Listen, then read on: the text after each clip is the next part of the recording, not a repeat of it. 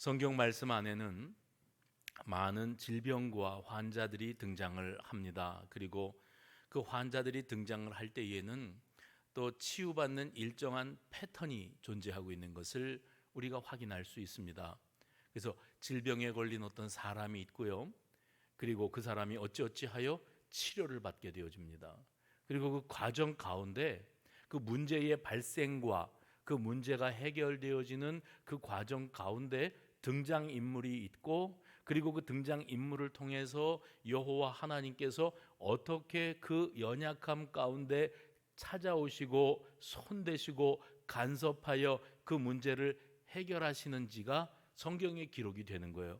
그래서 사람들이 이 치유받는 역사들을 보면서 하나님이 병약한 인생들을 어떤 눈으로 바라보고 계시고 어떻게 새롭게 하시기를 원하시는지를 우리가 밝히 깨달아 알게 되어집니다. 이것이 이제 성경에 나오는 병든 자들이 치유받게 되어지는 과정 가운데 일어나는 일정한 패턴이라고 말씀드릴 수가 있습니다. 우리 과거에 학교 다닐 때 국어 시간에 육하원칙이라는 것을 배웠거든요.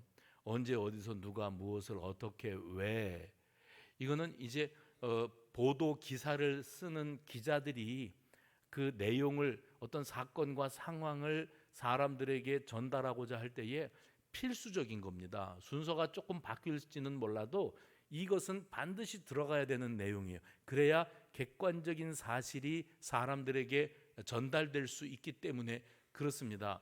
오늘 본문에 일어난 이 사건, 나아만 장군이 엘리사 선지자를 만나서 자기가 안고 살아가던 그 천형이라고 여기던 나병에서부터 깨끗함을 얻게 되는 이 일련의 과정 가운데 하나님이 주의 종 엘리사 선지자를 어떻게 들어쓰셨고 하나님이 한 사람의 인생을 어떻게 바꾸어 가시는지 이것을 적나라하게 보여주는데, 오늘 본문을 보면은 이 육하원칙 가운데에서 제일 중요하게 대두되는 것이 누가입니다.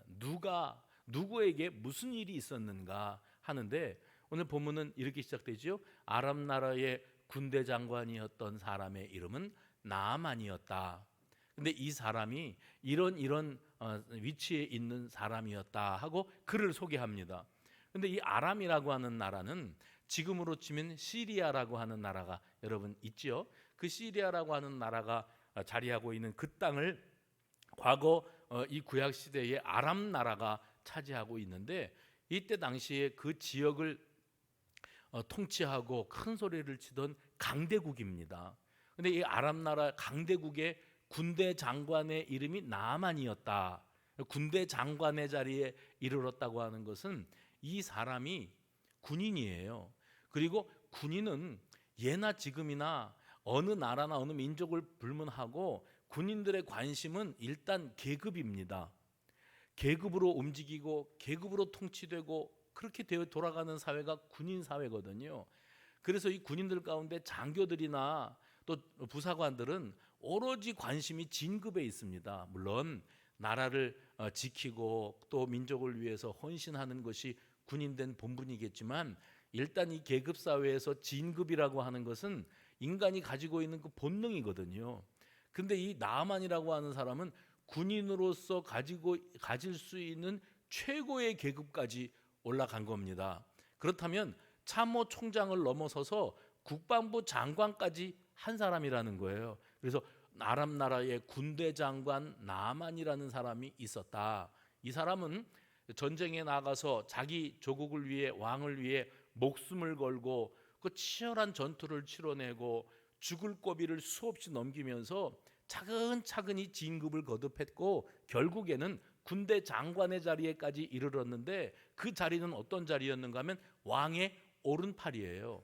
왕이 가장 신임하고 신뢰하는 자리에까지 올랐다. 왜냐하면 무력을 가지고 있는 군대 장관이 이 왕권이나 또 이 왕가를 무너뜨리려고 마음 먹으면 이 일이 불가능하지 않은 그런 시대 아니었겠습니까?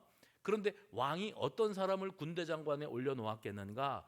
자기가 정말 목숨처럼 자기에게 충성을 다하고 헌신할 수 있는 정말 믿음직스러운 사람을 자기 오른팔 군대 장관의 자리에 올려놓는 거지요. 이렇게 보면 나만이라고 하는 인물은 자기가 원했던 자리에 기어이 올라섰고 왕의 신임을 받으며 그리고 사회적인 지위와 그리고 막강한 권세를 가지고 막대한 부를 누리며 그렇게 자기 자리를 누리고 살아가던 그런 사람입니다. 세상에 부러울 게 아무도 없는 사람이에요. 그런데 오늘 본문 5장 우리가 8절부터 읽었습니다마는 1절 한번 보시죠. 5장 1절을 보면 아람 왕의 군대장관 나아만은 그의 주인 앞에서 크고 존귀한 자니 이는 여호와께서 전에 그에게 아람을 구원하게 하셨습니다. 그리고 뭐라고 돼 있어요? 마지막 1절 마지막에 그는 한번 같이 읽어보시죠. 시작.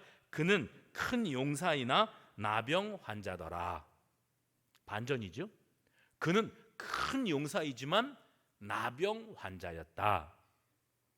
여러분이 이해하기 쉽게 표현을 하면 그는 공부를 열심히 해서 명문대학에 들어갔고 그리고 그 꿈을 이루기 위해서 졸업한 이후에 대기업에 도전을 해서 남들이 선망하는 그 대기업의 취업에도 성공을 했는데 몸과 마음에 병들었더라. 정신이 건강하지 못했더라. 이거예요. 그 사람은 부자가 되기 위해서 그렇게 기를 쓰고 먹을 거 안 먹고 입을 거 안 입고 밤잠을 안 자면서 노력을 해서 결국에는 그렇게 부자가 되었지만 그 집안이 평안하지 못하였더라. 분란이 있었더라. 이겁니다. 그러면 어떤 비전과 꿈이 있어요. 야심이 있습니다. 이걸 이루기 위해서 내 모든 것을 희생하면서 기어이 그 자리를 따내고야 말았어요. 근데 오늘 본문이 말합니다. 그는 그렇게 해서 정말 입지전적인 인물이 되고 출세가도를 달리고 그리고 권력과 부와 명예를 다 한 손에 움켜쥐었으나 그는 나병 환자였더라. 무슨 말입니까? 그게 다 무슨 소용이냐. 부자가 되면 뭐하고 좋은 자리에 취직에 성공하면 뭐하냐. 정신이 건강하지 못하고 집안이 평안하지 못하고 자기 육신이 건강하지 못해서 그래서 다 죽게 생겼는데 그 움켜진 모든 것들이 다 무슨 의미가 있겠느냐 하는 반전이 오늘 열왕기하 5장에 등장을 하고 있는 겁니다. 오늘 이 본문을 쭉 묵상해 내려가면서 보면 중요한 대목들이 등장을 하는데 제일 먼저 우리가 주목해야 될 사람이 있다면 이스라엘 땅에서부터 포로로 끌려와서 하녀 종살이를 하고 있었던 이스라엘의 한 작은 소녀가 등장을 하고 있습니다. 우리가 추측하건대 나아만 장군이 이스라엘 땅에 전쟁을 치르러 나가서 그 땅을 전쟁에서 승리를 하고 또 전리품들도 거두게 되고 승리를 하였으니까 전리품도 거두고 사람들을 포로로 잡았겠지요. 포로로 잡았으니 그 포로로 잡혀온 그 패망한 나라의 사람들을 노예로 부리는 겁니다. 그런데 나아만에게 우선권이 있었을 것 같아요. 왜냐하면 혁혁한 공이 이 장군에게 있으니까. 그래서 왕에게 돌아갈 것을 제외하고는 장관이 자기가 이 쓸만한 것들을 전리품 가운데서 아니면 그 포로로 잡혀온 사람들 가운데에서 이렇게 자기 소유로 만들었지 않았겠는가. 그 가운데 이 노예로 삼을 만한 사람들을 포로들 가운데 찾아봤을 때 뭐 힘도 없고 어리버리한 사람들은 뭐 자기가 일일이 챙길 필요가 없었을 거예요. 벌써 눈빛을 보면 건강하고 총명한 그런 아이를 자기의 집에 종으로 데려다가 썼을 겁니다. 그래서 이스라엘 땅에서부터 데리고 온 포로 가운데에 어린 소녀가 하나 있었는데 자기 아내의 시종으로 이렇게 맡긴 거예요. 그래서 이 아이가 자기 아내의 시종으로 살아가고 있었는데 집안에서 살면서 자기 집 주인이 지금 장군이고 권세가 있고 뭐 큰 소리치고 떵떵거리고 살아가는 거는 뭐 알고 있는데 안타깝게도 이 사람이 남들은 알지 못하는 연약함을 안고 살아요. 화려한 장군의 복장 안에 살이 썩어 들어가는 나병에 걸려서 고통 가운데에서 남모르는 한숨을 짓고 사는 것을 알아요. 이 소녀가 자기 여주인에게 말합니다. 우리 주인님이 저렇게 고통을 당하는데 내가 압니다. 우리 고향 땅 사마리아 땅에 가면 선지자가 한 분 계시는데 그분을 만나면 그분이 우리 주인의 이 병약한 문제를 해결해 주실 겁니다 라는 이야기를 했어요.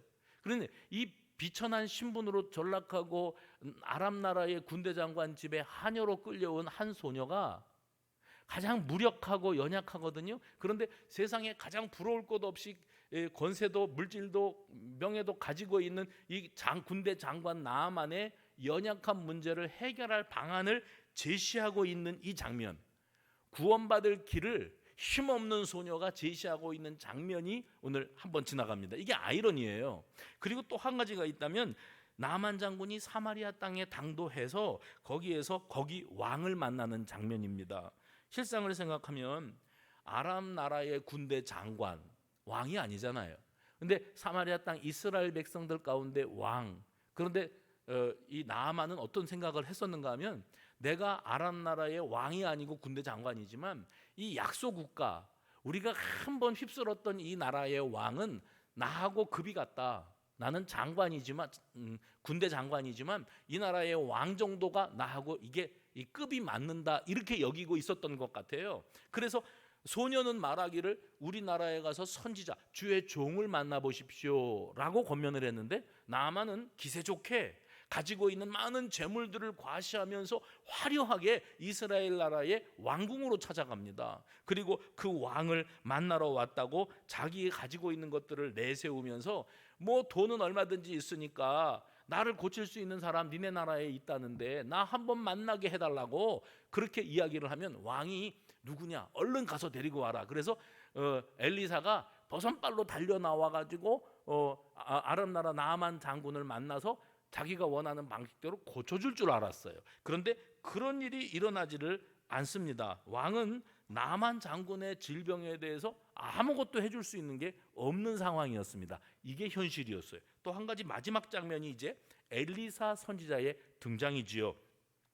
엘리사는 나아만 장군의 이야기를 전해 듣고, 그리고 그 장군을 자신에게로 보내달라고 왕에게 전가를 합니다. 그런데 왕이 나아만 장군이 이 선지자의 자기를 찾는다는 소식을 듣고 참 마땅치 않았지만, 자존심도 상했지만 결국 그 선지자를 찾아가지 않습니까? 찾아갔는데 선지자는 얼굴도 내밀지 아니하고, 가십시오, 가다가 요단강에서 7번 몸을 물에 잠그십시오, 이렇게 명을 하니 이 나아만 장군이 화가 나고, 또 게다가 내가 누군데 그 알량한 자기 자존심으로 똘똘 뭉쳐 있었던 그가 그 모든 것들을 내려놓을 수가 없어서 그것 때문에 진노하고 화가 나고 자존심이 상하고, 이런 이야기들이 이어집니다. 그러다가 결국 엘리사가 명한 대로 해서 치유가 완성되었다. 그의 썩어가던 살이 어린아이의 살과 같이 깨끗하고 온전하게 바뀌어졌다. 이게 이제 오늘 본문에 나오는 질병 치유받는 스토리의 전반적인 내용입니다. 성경에 보면 나병 환자가 여러 번 등장을 하거든요. 요즘에 우리가 새벽에 마가복음을 묵상해 내려가는데, 마가복음 1장에 보면 예수님께서 회당에 들어가셔서 거기에서 귀신 들린 사람 만나고 그를 고쳐주시고, 그 다음에 나병 환자가 주님을 찾고 베드로의 장모의 열병을 고쳐주시고, 또 중풍병 든 사람 친구들이 지붕을 뜯어서 달아내리는 장면들이 쭉 이어집니다. 마가복음 1장, 2장, 3장으로 쭉 이어집니다. 그러니까 계속해서 병 고치시는 스토리가 이어지니까 사람들이 예수님 병 고치신다는 소문 듣고 구름대같이 예수님 곁으로 몰려들거든요. 그 일련의 과정 속에 등장했던 사람 중에 나병 환자가 있었어요. 이 나병 환자가 예수님 앞에 자기가 연약한 가운데에서 어떻게 치유받는가를 우리에게 보여주고 있는데, 아까도 언급했던 것처럼 성경에 등장하는 그 치유의 역사들은 그 환자가 무슨 병이었냐, 그리고 얼마나 그 병이 심각한 단계였냐, 그런데 예수님께서 어떤 방식으로 그를 온전히 고쳐주셨냐, 그 치유받은 것 자체를 말씀하는데 초점이 있지 않아요.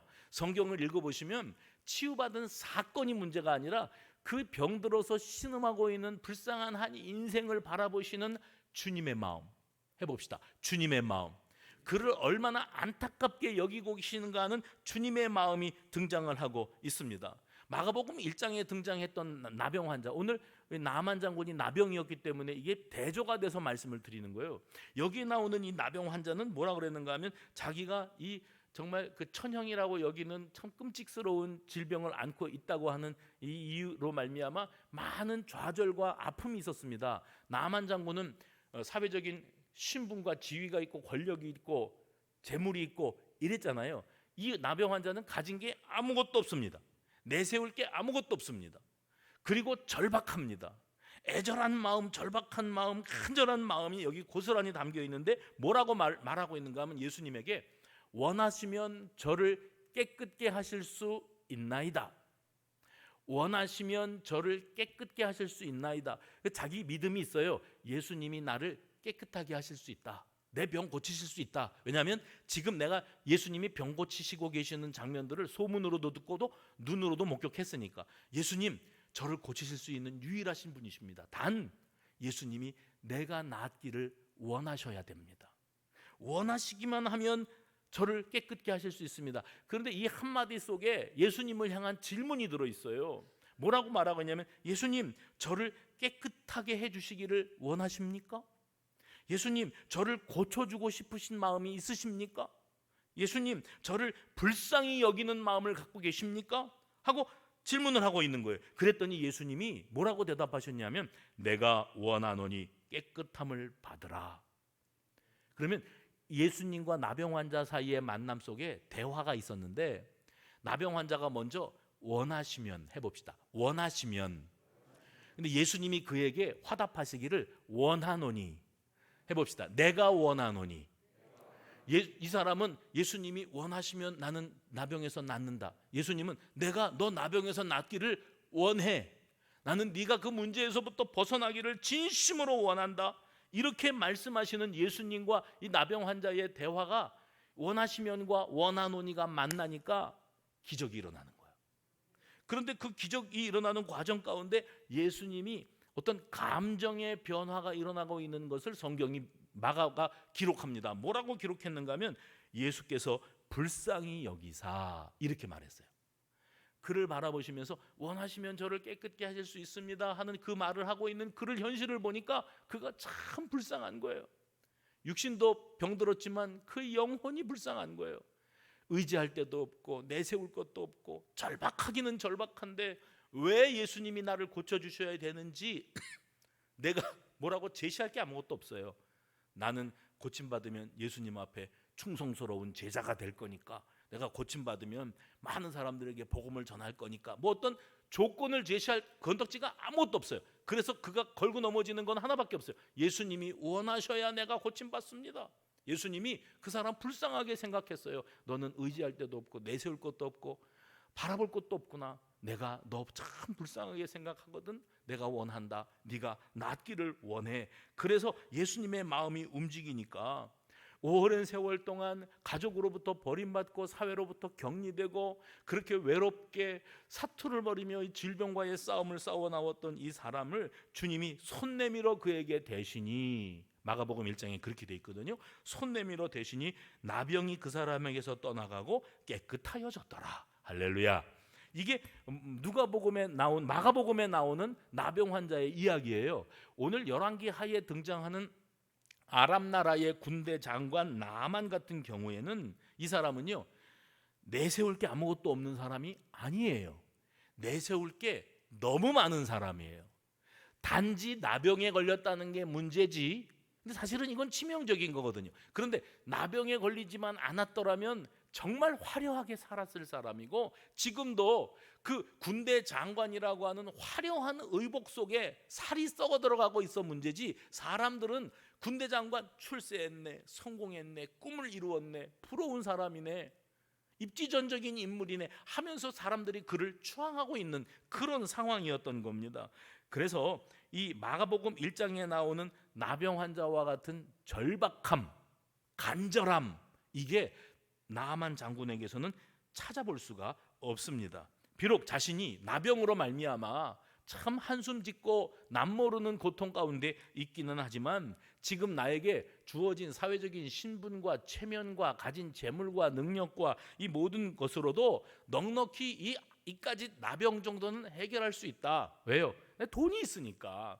돈은 얼마든지 있으니까 나를 고칠 사람만 만나면 이 문제는 돈으로도 해결이 되고, 뭐 안 되면은 왕이 나를 신임하는 그 백그라운드, 그 배경, 그 나를 지지해주는 왕의 권세를 가지고도 나는 얼마든지 여기서부터 벗어날 수 있다. 이걸 아무것도 아니라고 여겼던 겁니다.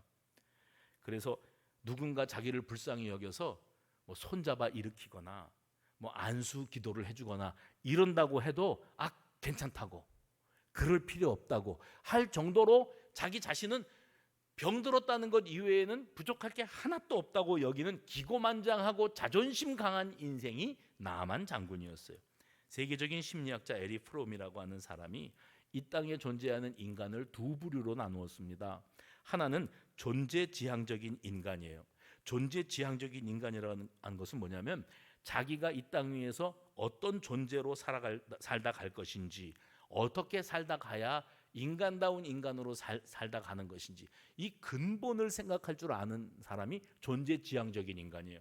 그런데 반면에 소유지향적인 인간이 있습니다. 소유지향적인 인간이라는 건 뭐냐면 끊임없이 투쟁하고 노력을 해서 내가 이 노력을 통해서 내가 원하는 것을 내 손아귀에 넣는 겁니다. 물질도 권세도 명예도 사회적인 지위도 모든 것을 내가 손아귀에 넣음으로써 사람들이 나를 바라보는 거죠. 저 사람은 내가 없는 저것을 가지고 있네, 저 사람은 내가 못 누리는 이걸 누리는 사람이네 하는 그런 부러움 가운데 있으면 나는 성공한 사람이고 행복한 사람이 된다고 여기는 거예요. 이 땅 위에는 이 소유지향적인 인간들로 가득합니다.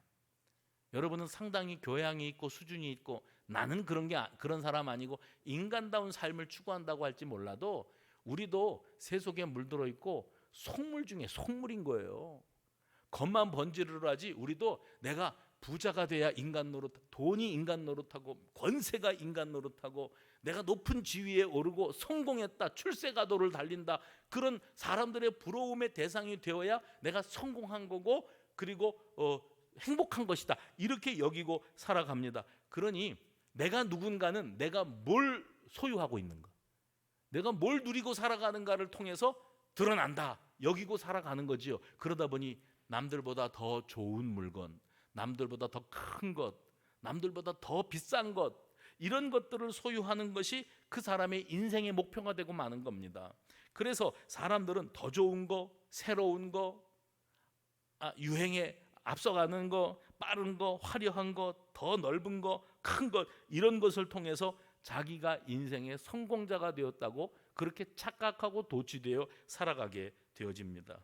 세상으로부터 좀 더 나은 평가, 대접을 받기 위해서 학력도, 능력도, 경제력도, 든든한 배경도 이것으로 나는 이런 사람입니다를 드러내고자 합니다. 그리고 그것이 자기 자존심의 배경이 딱 되어버리는 거예요. 지금 우리 사는 세상은 자기를 드러내어 과시하고자 하는 욕망으로 꽉 찬 사람들이 넘쳐나고 있다고 말씀을 드려도 과언이 아닙니다. 결국 가진 사람은 성공했잖아요. 남들은 못 가진 걸 나는 가졌으니까 못 가진 사람들이 우스워 보이는 거예요.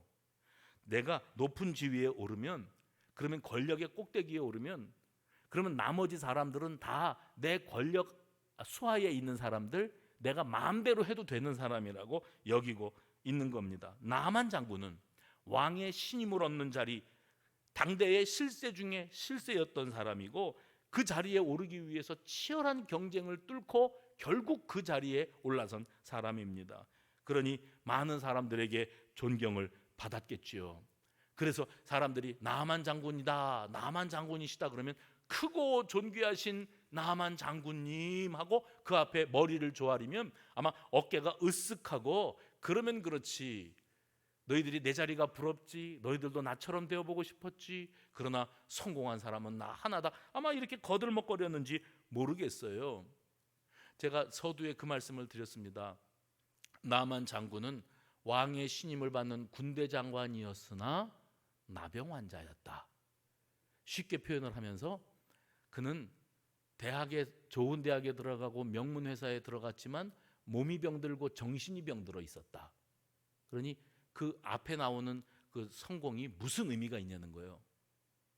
돈 많이 벌어서 큰 부자가 되었으나 용서하십시오, 집구석은 엉망진창이었더라. 그러면 그 성공과 부요함이 무슨 의미가 있냐는 거죠. 왜냐하면 이 땅 위에는 눈에 보이는 가치가 있고 눈에 보이지 않는 가치가 있거든요.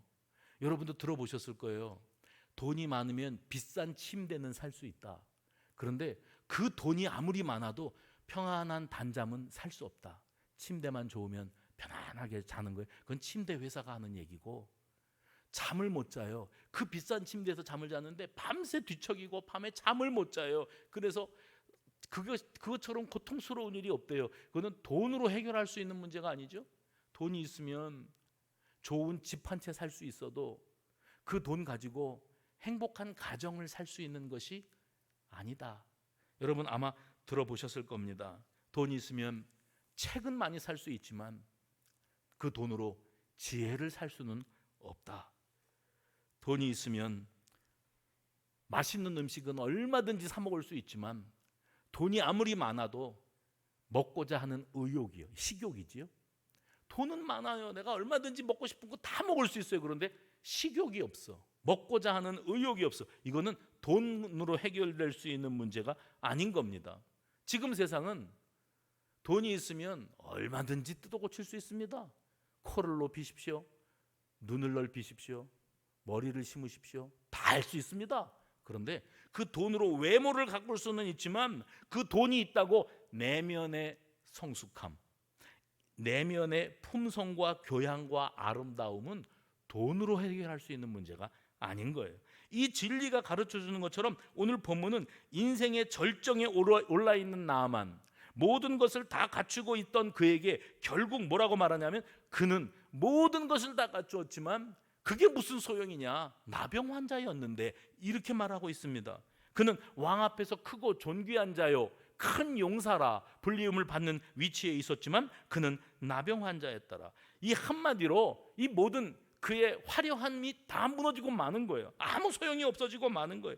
육신의 병들어서 이제 얼마나 더 살아남을 수 있을지 알 수 없는 그가 높고 존귀한 자라고 사람들에게 큰 용사라고 존경을 받고 부자가 되어서 또 권력을 가져서 뭐든지 못할 게 없어 보여도 막상 자기 자신이 이렇게 비참한 가운데 굴러떨어졌는데 이 문제를 어찌 해결하겠는가, 이겁니다. 여러분, 사람들마다 다 좋은데 이거 하나 아쉬운 면들이 있어요. 스스로 느낄 때 나는 물론 남들처럼 완벽한 건 아니어도 뭐 이것도 웬만한데, 그런데 요거 하나 이게 아쉬워, 요게 부족해 하는 그거 있어요. 나만이 속앓이 앓고 있는 것 있다면 내가 이 나병만 아니었으면 세상에 부러울 게 뭐가 있었겠냐. 바로 그게 나만의 현실이었습니다. 그래서 나는 돈은 얼마든지 있다. 돈으로 이 병을 고칠 수 있다면 내가 돈이 있다니까. 용하다는 의사, 이 병을 고칠 수 있는 의사 세상에 어디 없냐. 내가 어디든지 찾아가리라. 이것이 그가 가지고 있는 마음이었는데 그에게 한 줄기 소망의 빛과 같은 소식이 들려오죠.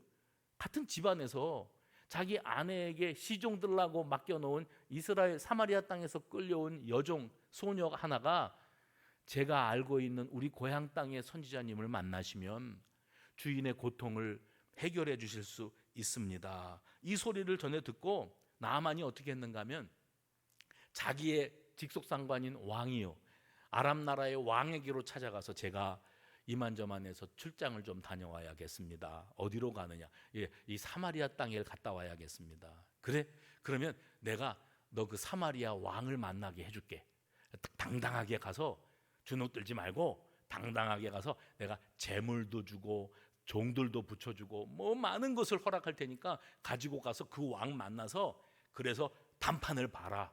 이 땅 위에 내 병 고쳐줄 사람 있다는데 데리고 와라 하면 그 왕이 아마 꼼짝 못하고 네 말 들을 수밖에 없을 거야. 아까 제가 그랬죠? 이 나아만 장군이 자기하고 급이 많다고 여겼다고, 이 사마리아의 왕을요. 근데 이 왕의 입장에서는 이웃나라 아람 나라의 군대 장관이 엄청난 재물을 가지고 자기를 만나러 왔다니까 마음이 쿵 내려앉았어요.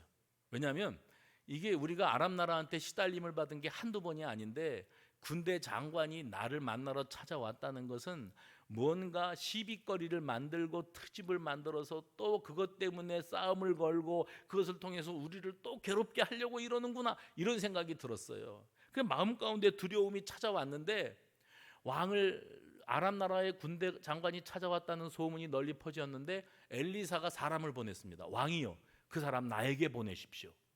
그래서 왕이 이 엘리사라고 하는 사람이 있는데 그 사람을 한번 찾아가 보십시오 라고 말을 했겠죠. 나만 장군이 내가 이런 사정으로 왔다 그러면 하나님의 종, 내 시종이 시녀가 말했던 그 사람이 이 땅에 있으면 지가 나를 찾아와 가지고 고쳐줘야지, 나보고 뭐 이리 와라 가라 이렇게 말을 하는 것 자체가 또한 자존심이 상하는 일일 수밖에 없었습니다. 그러나 답답한 건 자기 자신이잖아요.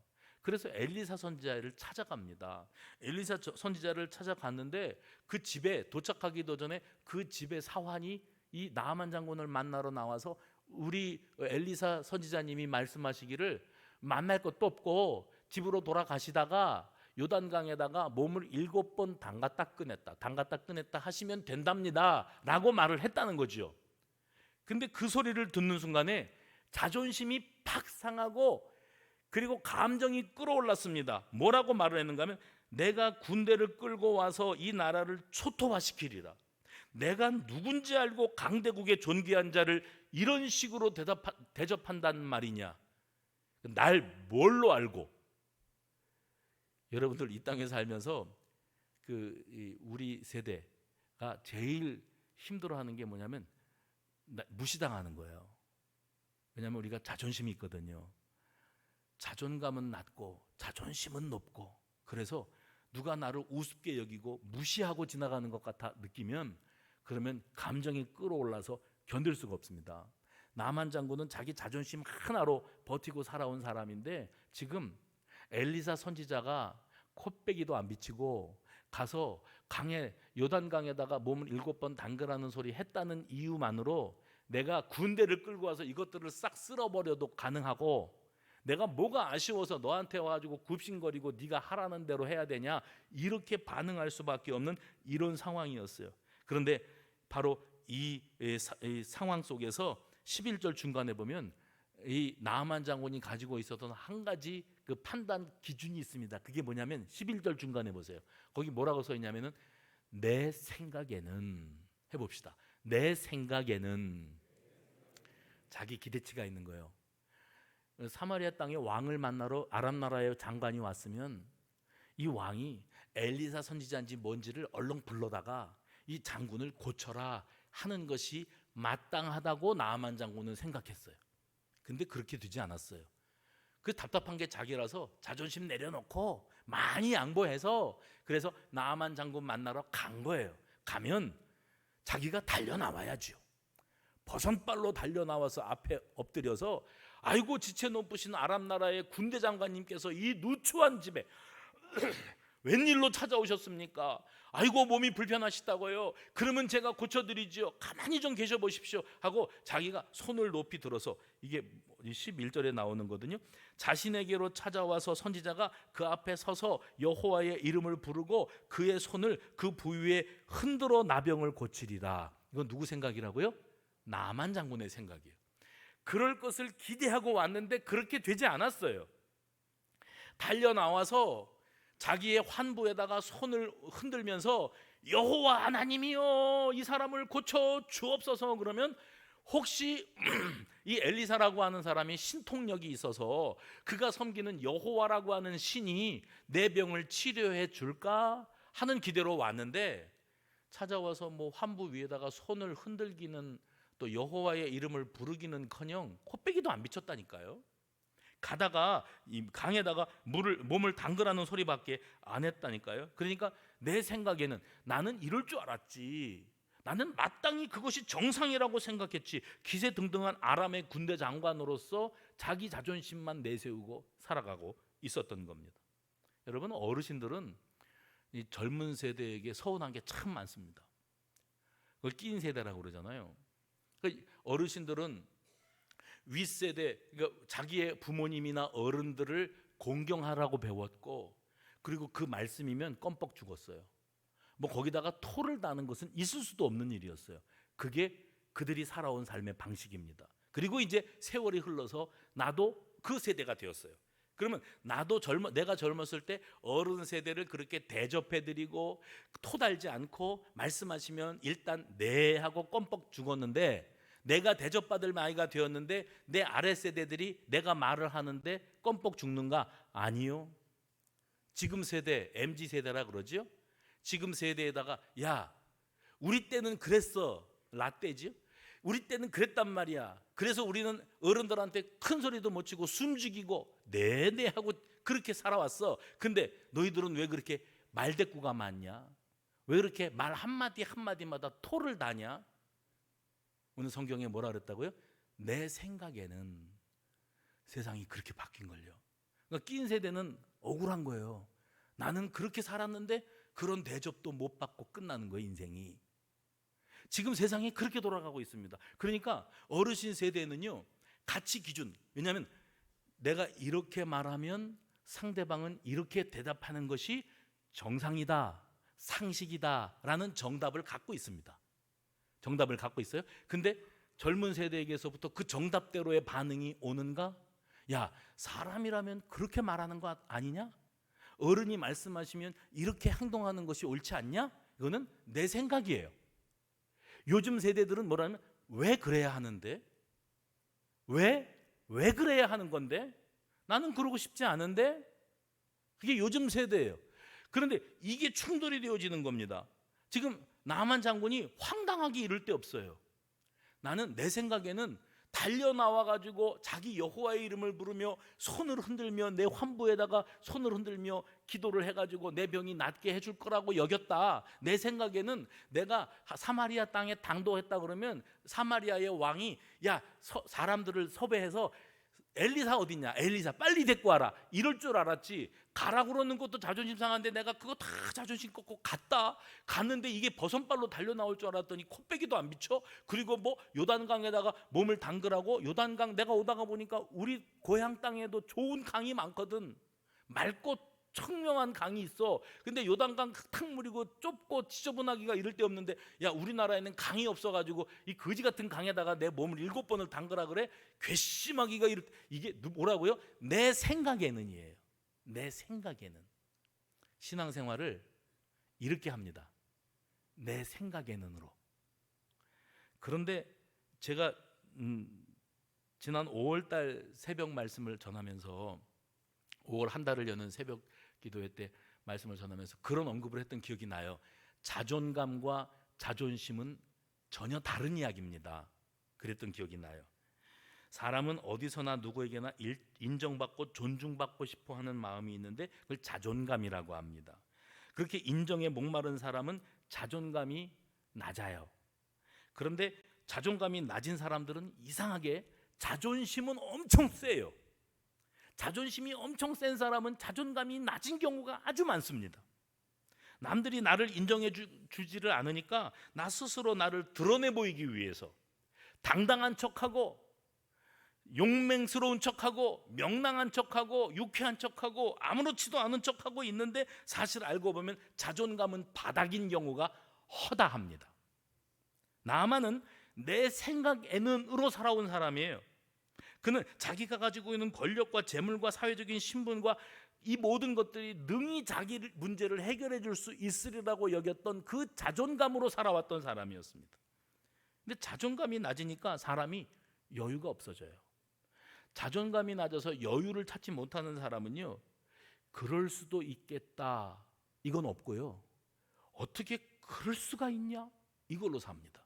이 세상을 살면서 야, 어떻게 그럴 수가 있냐가 내 입에서 넘쳐나면 나는 대단히 자존감이 낮은 사람으로 살아가고 있다고 해도 과언이 아닙니다. 오늘 여기 나아만은 자기가 소유한 것들로 나병 문제는 넉넉히 극복하고도 남을 거라고 여겼고 그게 자기 자존심의 근원이었어요. 엘리사의 말을 듣고 노발대발했던 이유가 거기 있습니다. 내 생각에는 오로지 이걸로 살아왔으니까 내 생각에는 병을 어떻게 고쳐주리라는 행위까지도 다 예상을 하고 기대하고 있었어요. 그래서 요단강에 몸을 담그라는 소리 들었을 때 12절에 우리나라 다메섹에 흐르는 아바나 강과 아르발 강이 요단강만 못하다는 말이냐? 차라리 내가 거기에 가서 몸을 담그는 편이 나으리라. 이 말이 왜 나왔어요? 자존심이 상한 거예요. 자존심이 상한 거예요. 그때 그 곁에 있던 종들이 나아만 장군을 진정시킵니다. 워워합니다. 뭐라 그러는가 하면, 선지자가 이보다 더한 일을 하라고 했던들 병이 나을 수만 있다면 하지 않았겠습니까? 요단강에 몸 7번 담그라는 게 뭐 그렇게 어려운 일입니까? 여러분 주무시는 분들 계시는데 쉽게 이해하기 좋게 표현하면 믿져야 그거 아닙니까? 한번 해나 보십시다. 그리고서 안 나면은 뭐 여기서 군대를 끌고 와서 초토화시켜 버리죠. 뭐 한번 해봅시다. 속는 셈 치고. 이렇게 해가지고 자기 자존심까지도 내려놓게 되어지는데, 그때 14절, 나아만이 이에 내려가서 하나님의 사람의 말대로 요단강에 7번 몸을 잠그니, 그 다음에 그의 살이 뭐처럼요? 어린아이의 살같이 회복되어 깨끗하게 되었더라. 제가 이 병 고침 받는 패턴이 있다 그랬죠. 근데 이렇게 고침을 받았다는 거예요. 근데 여기 하나님의 사람의 말대로, 하나님의 사람이 누구예요? 엘리사입니다. 엘리사는 엘은 하나님이에요. 그리고 야사, 이게 야사가 엘리사가 된 거거든요. 야사는 뭐냐면 구원하다, 도움을 청하다, 그런 뜻이에요. 그러면 엘리사라는 이름 자체가 뭐냐면 하나님은 구원이시다. 하나님이 우리의 구원이 되신다고 하는 사람의 그 이름, 그 사람의 말대로 행하였더니 그의 인생의 난제가 해결이 되었다. 겉으로는 화려한 장군의, 군대 장관의 의복으로 감추었어도 속에 살은 썩어가고 있었다니까요. 그런데 그게 말에 순종했더니 그 썩어 들어가던 살이 어린아이의 살처럼 깨끗하게 고쳐짐을 받았다. 이렇게 표현을 하고 있습니다. 자존심 앞세우고 체면과 자기 과시욕을 벗어나지 못했던 그 나아만 장군이 하나님의 말씀 앞에 꼬꾸라졌을 때 회복되어 깨끗하게 되어지는 역사. 쉽게 표현하면 내 생각에는, 그건 어디까지나 내 생각일 뿐이에요. 내 생각에는을 내려놓고, 알량한 인간의 자존심 내려놓고 하나님의 말씀, 하나님의 말씀대로 따랐더니 거기에서 치유가 있고 회복이 있고 기적이 일어났더라. 이게 오늘 본문의 말씀입니다. 저는 이 썩던 살이 어린아이의 살같이 되기 전에 먼저 그의 심령이 어린아이와 같이 되어지는 순간에 그의 썩어가던 살이 어린아이의 살같이 되어지는 역사가 이어졌다. 저는 이렇게 이 성경을 읽었어요. 강한 자존심이 무너지고 내 생각에는 이것마저 내려놓고 내 자아가 완전히 부서졌을 때, 오늘 말씀의 제목입니다. 내 자아가 산산조각이나 박살이 났을 때 비로소 거기에 은혜가 임하더라. 신앙생활을 자존심으로 하는 분들 많아요. 아니, 자기 과시욕으로 하는 분들 많아요. 아니, 계급장 달고 하는 분들 참 많아요. 계급장 달면 눈에 뵈는 게 없습니다.